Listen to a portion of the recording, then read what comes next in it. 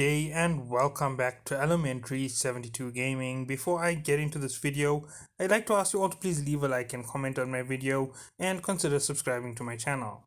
Now I'm in this video with the Bel-Gond PvE build.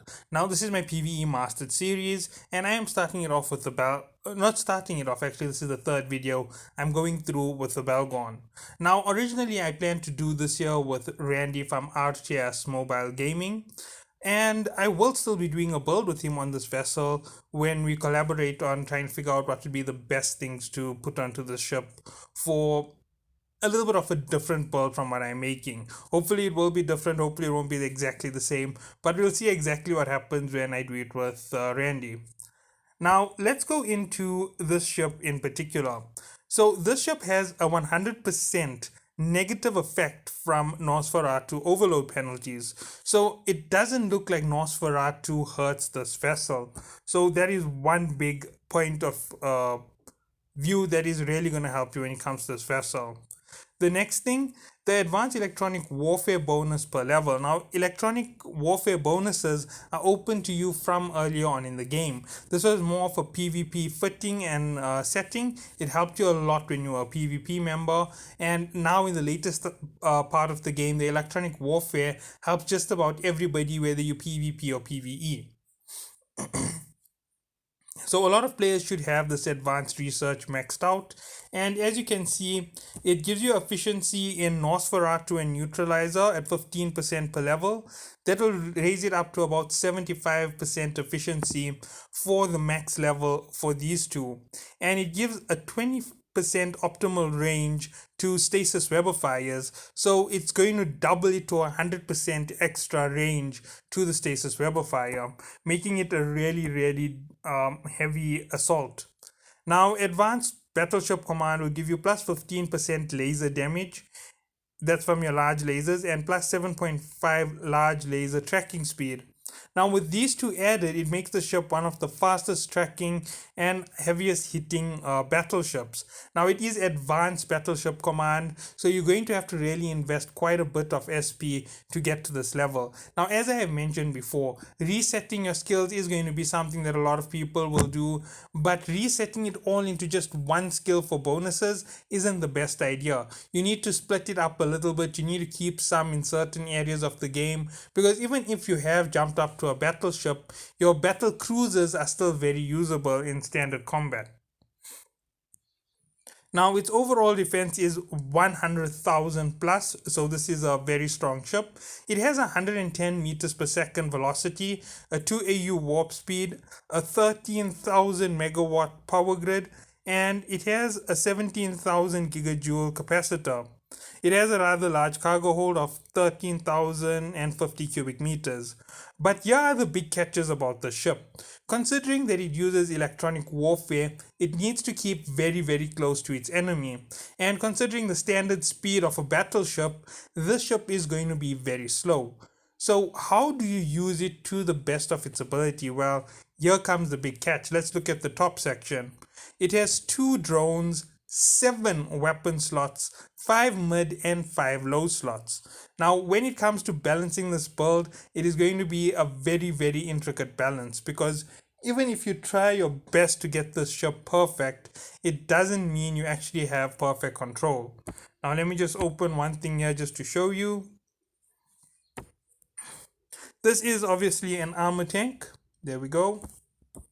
It has a 42 gigajoule per second recovery, perfect for this class of vessel. Now, there are several things I'm going to do to this vessel to get it up to the perfect optimum speed and power for battle. But first of all, let's start with our lasers. Now, I'm going to go with my standard route on doing lasers. I am going to estimate my total usage. I'm not doing exactly down to the figure, because this ship has a rather large 13,000 megawatt power grid. So let's go large C-type lasers. If I'm correct, this is close range. Yes, it.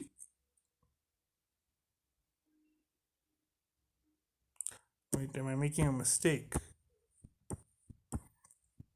I think I'm making a mistake. This year might be the first time that I'm going to go to beam. No, it was pulse. Sorry, I'm making a mistake on this one here. So it was pulse lasers. So at their maximum cost, they cost 1,067 megawatts. I'm gonna take the 67 and I'm just going to round it down when it comes to the final figure. So with seven of these on the grid, it's 7,000 megawatts being taken off with another around about, let's see, 450 megawatts being taken off from the rest of the system. Now that is a random aspect that I'm putting in. So 6,450. 7,450 will be gone from the ship. So we count it as 7,500 and we leave. Let me just go back to the Bel-Gond quickly. Just double checking this. I do sometimes make the mistake of forgetting figures. I did this here before and I actually got all the figures perfect. Okay, yeah. I'll count it as 13,500 so that my random pieces which will fall off and don't fall in will fall into the 270 bracket that's left there. So we'll count it as 750, 7,500 or 7,400 so that I can fall off into that bracket of power that I'm not counting, and 7,400 minus 13,000 is going to give us 5,600. So that's what we have to build the rest of the ship. Now, I would normally go straight to the low slot and then come back to the mid slot, but the mid slot on the ship does play a massive role. Now, since I'm not using it for its ideal purpose, it's going to be used in PvE and not PvP. I'm going to go with the standard drones. Now, a lot of players were saying the standard drones won't be able to catch up or fight with frigates, and let me show you why they will. Look at this flight velocity and the orbital speed. The flight velocity is 16,500 and 1,656 meters per second. That's enough to do some damage to any one of the standard frigates that will try to fly away from you. And while it is moving into combat position, it's definitely going to damage them. It can orbit them at 384 meters per second. That's in the close range orbit, obviously. And if you are thinking that its tracking speed is a bit low at 0.76, you would be right, but at 100 per damage, it's definitely going to do a substantial amount of damage to the ship. And if you have upgraded yourself right and you're using the Wasp instead of the Predator, you're most definitely going to be doing a higher amount of damage right through in the combat instead of just taking off the shield. And you are still going to be firing with your weapons and you're going to be target painting, so that 0.76 might become a little bit larger of a tracking. Remember, it means that it's 0.76 of the speed of the drone that it can hit. So anything moving in under 280 will get 100% damage.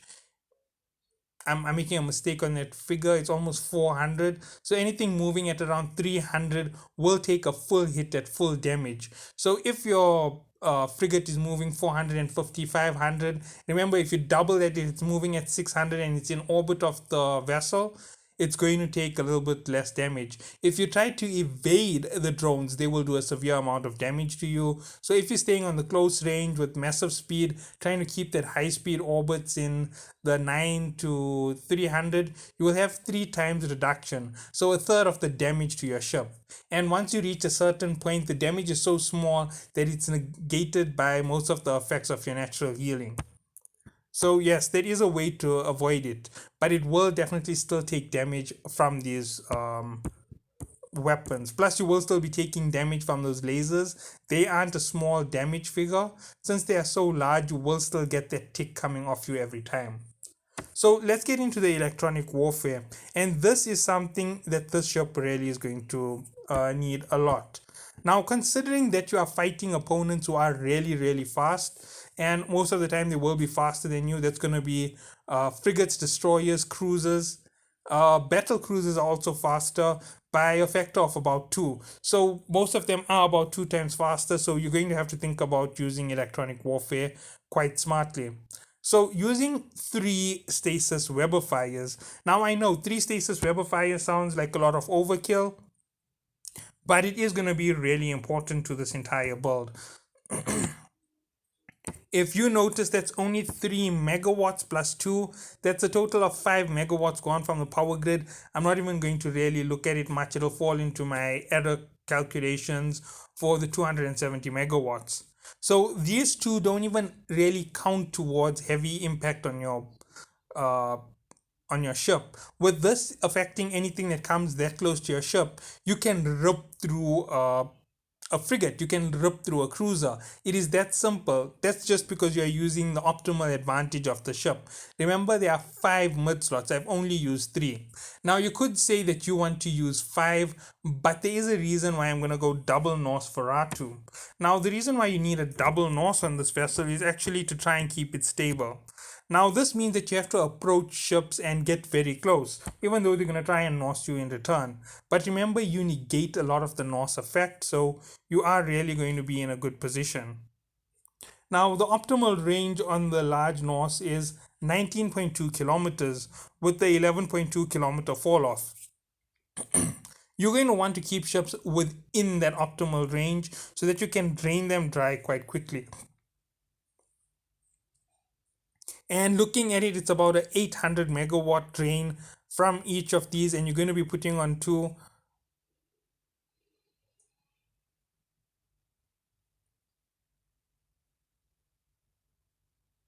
So it is 1590, sorry, not 590, 586 megawatts that it's going to use. So yes, you can count that off the big figure that's remaining. We'll dock off that 1500 instantly from the 3600, from the 5600, leaving you with 4000 megawatts for the low slot.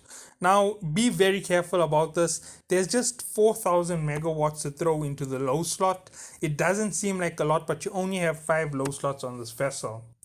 Now, since this vessel requires speed, before I even get into giving its armor upgrades, I'm going to go straight for the micro warp drive.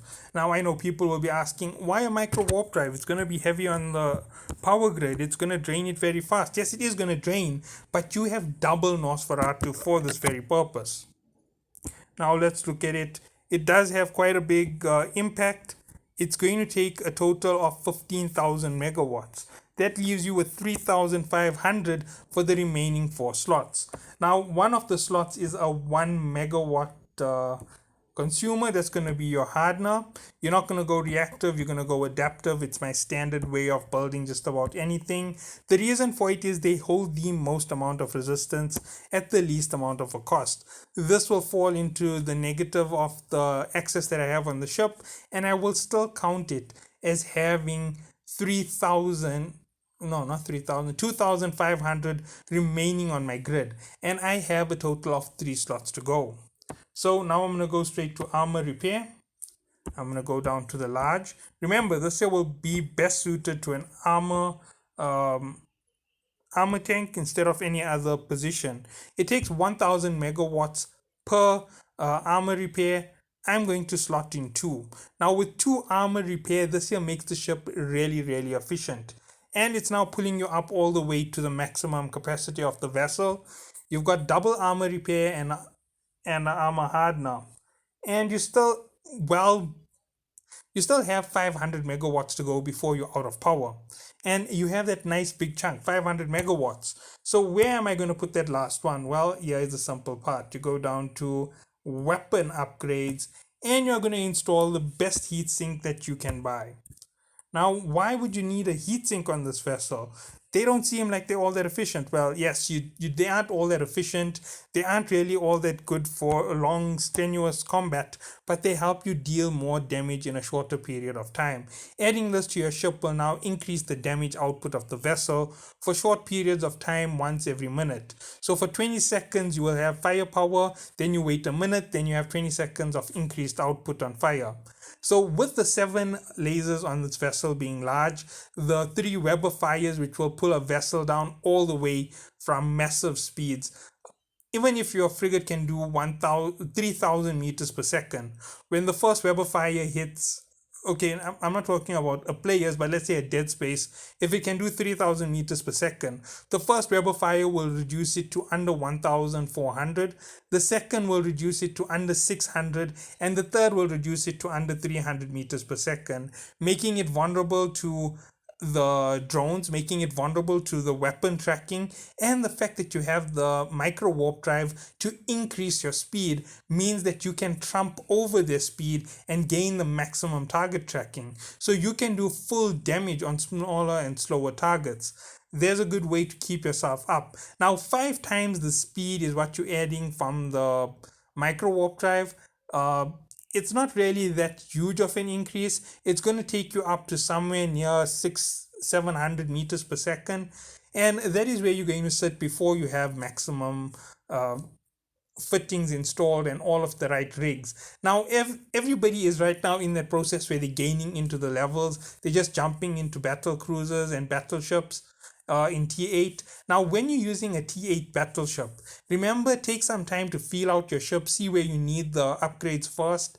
Don't go and rush into it with a massive amount of plex and just pump it all into the command or all into the power grid. If you are doing that right off the back and you don't have enough power left to fuel up your old vessel, if you lose this vessel, it's a massive loss, and trying to regain it with your old ship means you have to spend another massive sum, and it's going to cost you a whole lot just to get back to the ship again. So basically, be very careful about how you reset your skills. Make sure if you are resetting your skills, you have enough skills left over in other ships, in other weapons, to be able to swap over to those ships once more before you get the ship back. So always have a backup. Remember, only fly what you can afford.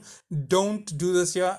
Say, for example, you can afford 3 or 4 of these ships, so you bought 2 or 3 of them and you're holding them in another locker. Fantastic. You're actually on the right route. That is the way to do it. But don't ever over invest into your skills. Now, overall, this is one of the only ships where I'm not going to have optional fittings. All of my fittings are where they need to be.